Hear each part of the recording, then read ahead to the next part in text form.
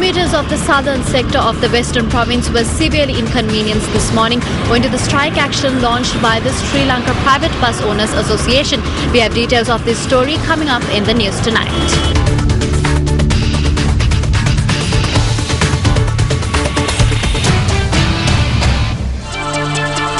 A very good evening to you and welcome to Primetime News on MTV Sports, live from the News First studios in Colombo. I'm Nadim Majid. And I'm Krishna Panditharatna. We start off the news with a look at your headlines. Making headlines this evening, the chief prelates of the three main sects informed the President that withdrawing the impeachment motion against the Chief Justice will be more beneficial to the country. 6 individuals died when a trishaw collided with a train in Kirimatiawa, Ambampola. The private bus strike on several routes called off.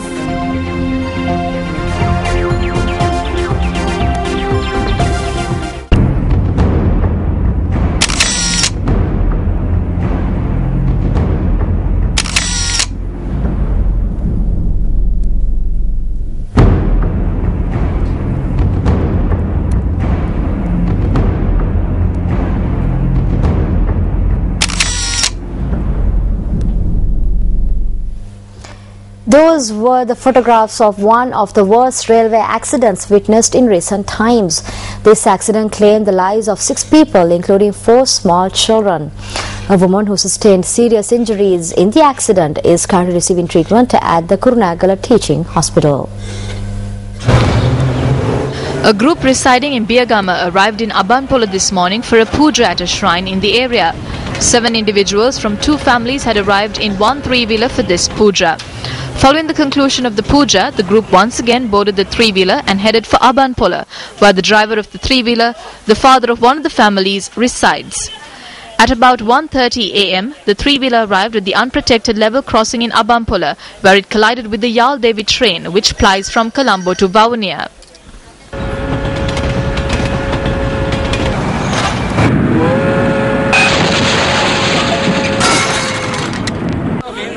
Our correspondent said that the 3-wheeler had been dragged along for 300 meters and the bodies of those inside were disfigured to an extent where they could not be identified.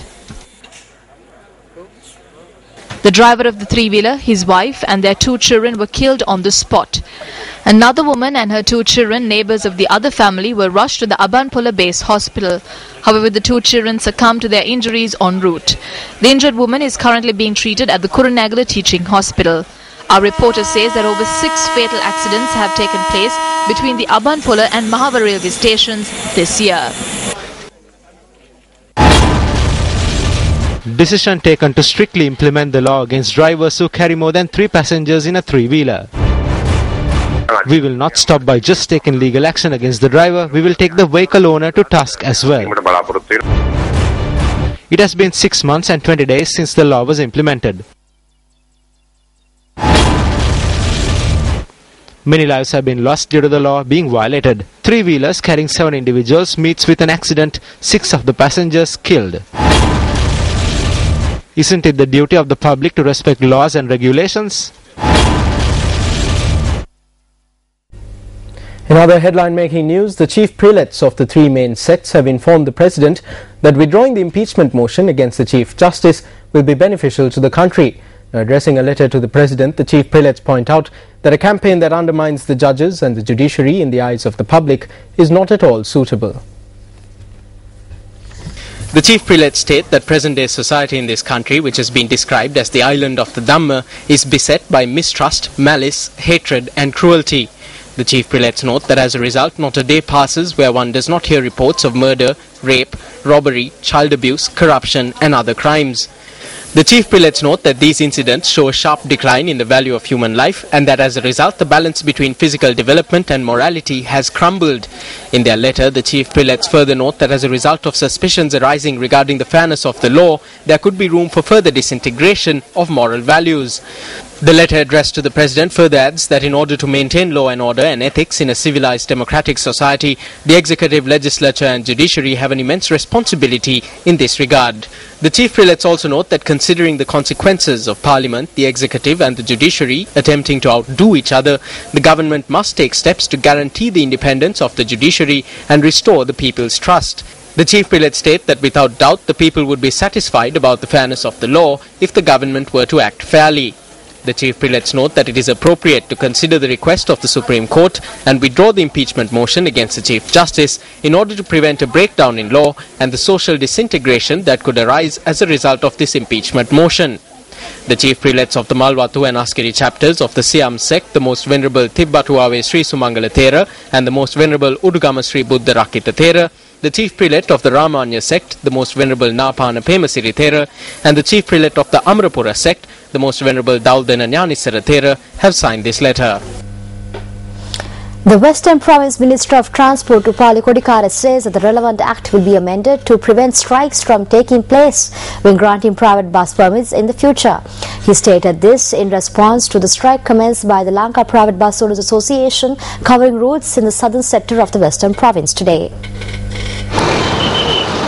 The Lanka Private Bus Owners Association began the strike on the 125 bus routes, including the 138 high-level route. The primary reason for the strike is the granting of a permit to a private bus to ply from the village of Kirana in Panadura to Batramulla via Kottava. The bus owners are also demanding that the transport portfolio be taken away from the Provincial Minister Upali Kodikara. The crowds on CTB buses were such that they could have even toppled. We cannot walk as we travel from far to work. We cannot travel in three-wheelers either due to the high charges. We have exams today. We got onto the bus at 5 a.m. When we got to Colombo, it was 7:25. There were no buses. We were at the bus halt for half an hour. If there were adequate CTB buses, we could have travelled without any trouble. People who come from Kirana have to take 4 buses to get to their place of work. When office bus services like these are provided, these people can take 1 bus to and from work and their travel time is cut down to 1.5 hours.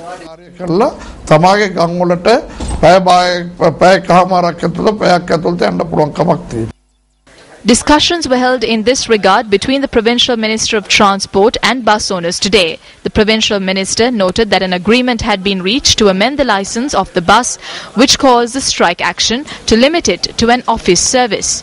While the discussion was in progress, a group including bus owners staged a demonstration opposite the Western Province Ministry of Transport. They said that permits would not be issued from Battaramulla, so we purchased the permit at 2 million rupees for a bus worth 1 million. The person who sold us the bus now got down a new bus and is operating with a new permit. If he needed a bus, then why did he sell it to us?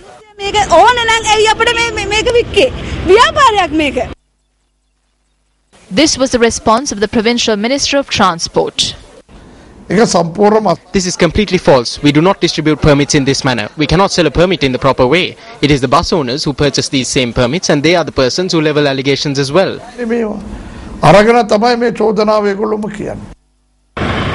However, in the evening we could see that the situation has eased to some extent and more SLTB buses were deployed for the convenience of the commuters.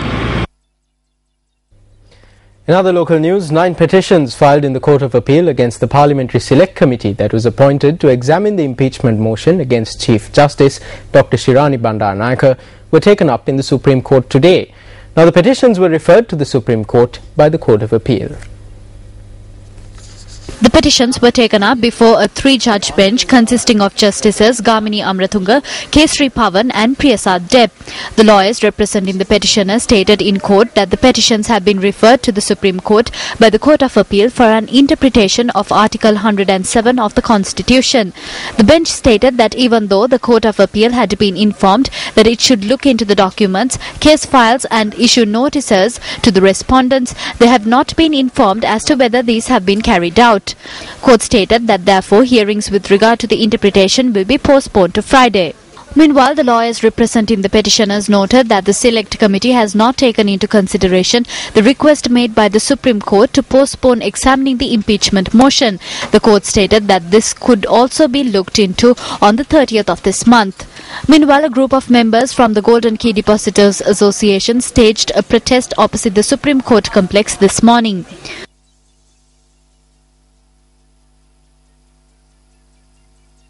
A campaign to obtain signatures for a public petition against the impeachment motion against the Chief Justice got underway opposite the Fort Railway Station this afternoon. It was organised by the Young Lawyers Association. This impeachment process is an unfair, unjustifiable political process. Therefore, we want to defeat it.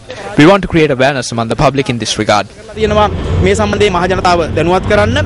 Journalists questioned Deputy Minister Lakshmana Yapapewardena during a media briefing as to whether the order given by court regarding the Divinaguma bill had an impact on the impeachment motion against the Chief Justice.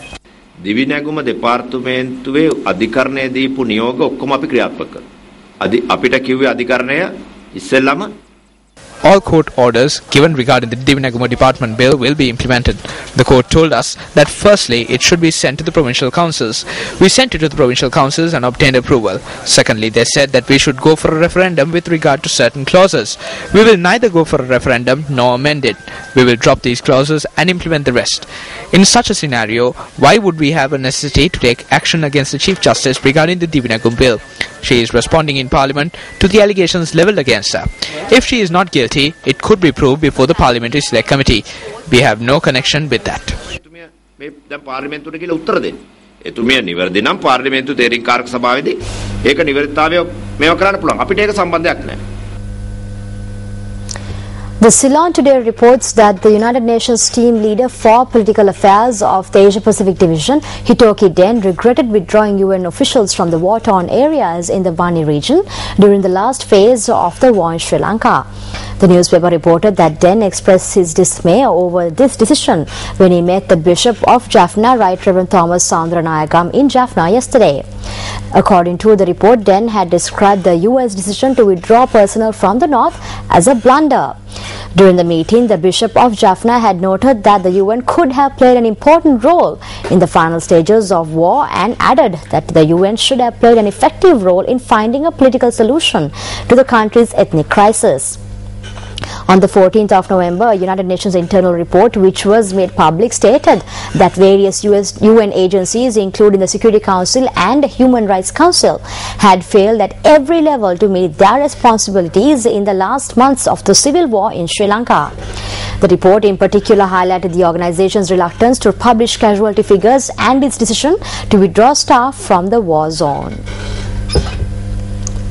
Meanwhile, UNP parliamentarian Karuja Surya pointed out that the government did not obtain a two-thirds majority in parliament through the votes of the people. The parliamentarian made this statement during a media briefing in Colombo today.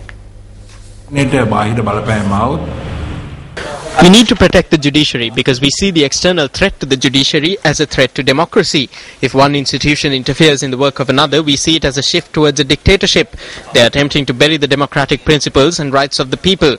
We can also see that this government is attempting to constitutionally create a king. We are speaking about the independence of the judiciary in such a backdrop. We should ensure that our unborn generations will also be able to enjoy these liberties. By looking at the way things are progressing, we have some fear about it. Many are proudly speaking of a two-thirds majority in Parliament. However, they obtained this majority by exerting various pressures and not through the votes of the people. This two-third majority was not obtained through a fair and transparent election. Former Army Commander Sarath Fonseca visited the Dalada Maligawa today.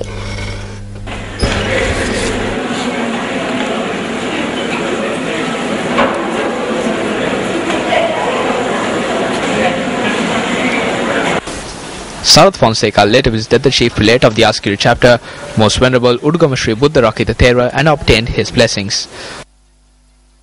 Fonseca also convened a media briefing in Kandy today.